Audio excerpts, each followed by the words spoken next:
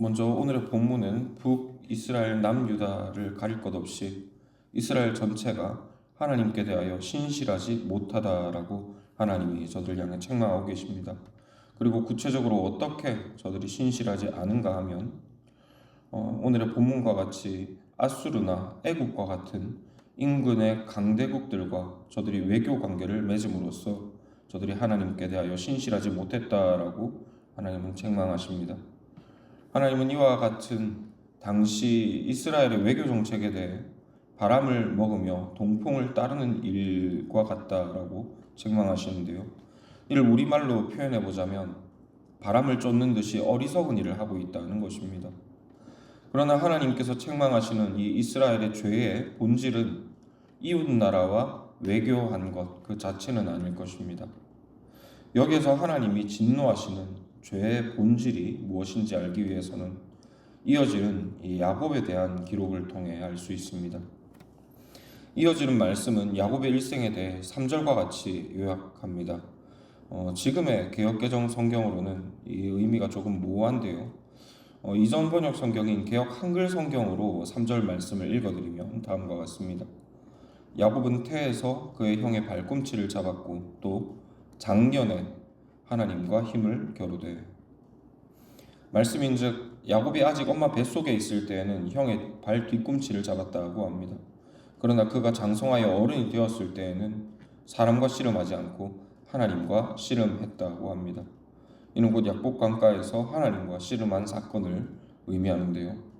말인즉 너희 조상 야곱이 아직 어리고 무엇을 모를 때에는 자기 구원을 위하여 사람과 어떻게 뭘 해보려고 했다는 것입니다. 그러나 그가 장성하여 지혜를 얻고 나니 더 이상 사람과 무엇을 하려는 것이 아니라 여호와께로부터 구원을 얻으려고 여호와 하나님과 씨름하게 되었다는 것입니다.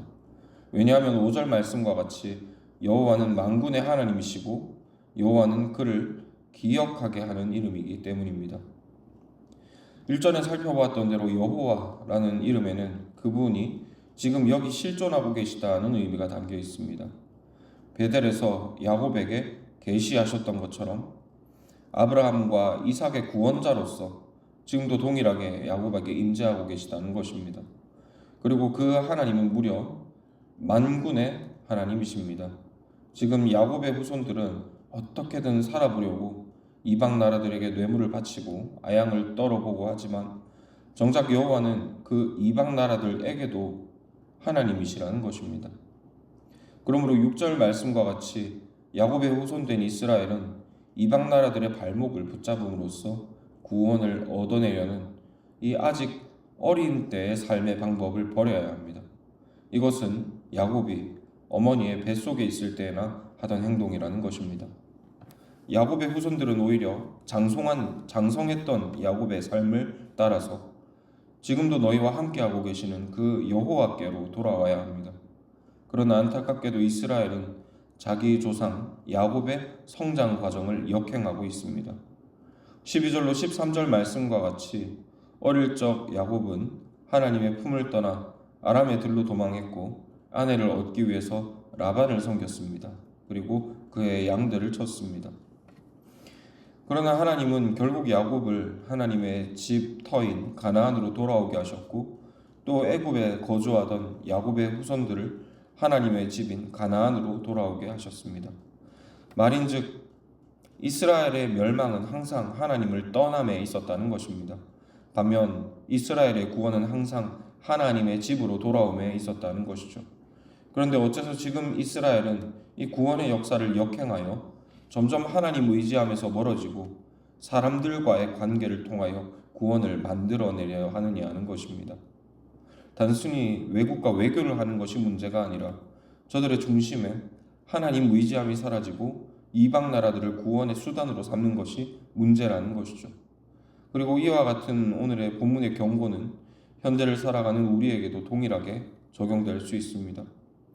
우리가 살아가는 이 시대는 그 어떤 시대보다 타인 의존적인 시대입니다. 지금은 물 한 방울까지도 돈을 주고 사 마셔야 하는 시대입니다.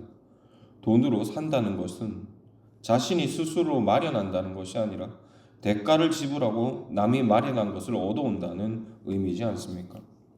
무엇 하나 자기 스스로 마련하는 것이 없는 시대인 것입니다. 이와 같은 시대에 우리는 타인을 더욱 주목해 보게 됩니다.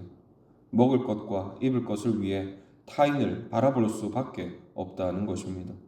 또 그 타인과의 관계를 이어주는 도구, 곧 돈에 의존할 수밖에 없습니다.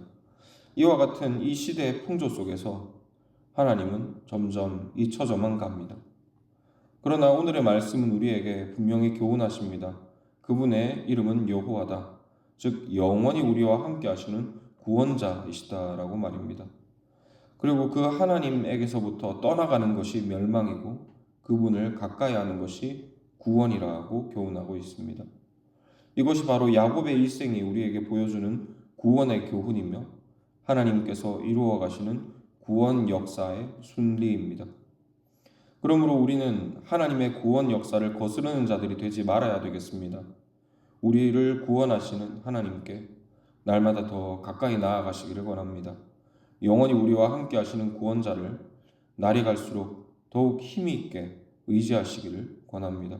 이로써 하나님께서 자기 백성들에게 주시는 구원을 날이 갈수록 더욱 풍성히 누리는 모든 성막의 교우들이 되시기를 권합니다.